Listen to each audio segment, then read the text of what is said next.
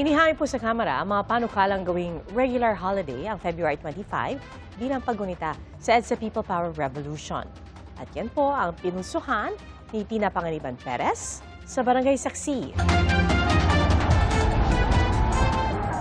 40 taon na ang nakararaan nang mapuno ng tao ang bahaging ito ng EDSA sa loob ng 4 na araw mula February 22 hanggang February 25, 1986, umukit sila ng kasaysayan. Ang EDSA People Power Revolution na hudyat ng pagtatapos ng diktadura ni nooy Pangulong Ferdinand Marcos Sr.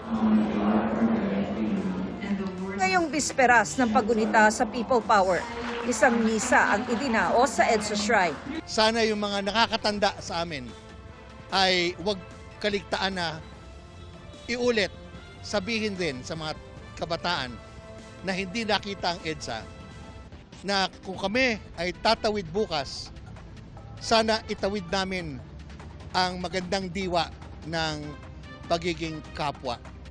Kasabay ng paggunita sa EDSA, pangungunahan bukas ng civil society groups ang Trillion Peso March 3 laban sa katiwalian at sa mga political dynasty. Nag-abiso na ang lokal na pamahalaan ng Quezon City na magbabagal ang trapiko sa paligid ng People Power Monument. Isasara naman ang White Plains Avenue simula alas 6 ng umaga.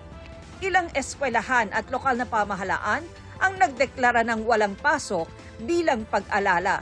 Pero ang Malacanang, hindi yan idineklarang holiday para sa buong bansa. Noong 2024 pa ito hindi isinama sa listahan ng mga holiday. At mula noong 2025 ay idineklara namang special working day. Kaya ngayong ika-40 anibersaryo ng EDSA, ilang mambabatas ang naghain ng panukala para ideklarang regular national holiday ang February 25. Pabor dito ang ilang kapuso natin online. Mahalaga raw na ipaalala sa mga kabataan ang kahalagahan ng people power at demokrasya. Naging inspirasyon pangaraw para sa ibang bansa ang nasaksihan sa Pilipinas noong people power. Komento naman ng isa pa, punto ito sa kasaysayan ng bansa na maipagmamalaki ng mga Pilipino kahit sa ang dako ng mundo. Sabi naman ng isang netizen, sang-ayon siya para maidagdag sahod. Sabi ng palasyo, pag-aaralan ng Pangulo ang mga panukala. Para sa GMA Integrated News, ako si Tina Panganiban Perez, ang inyong saksi. Mga kapuso, maging una sa Saksi. Mag-subscribe sa GMA Integrated News sa YouTube para sa iba't ibang balita.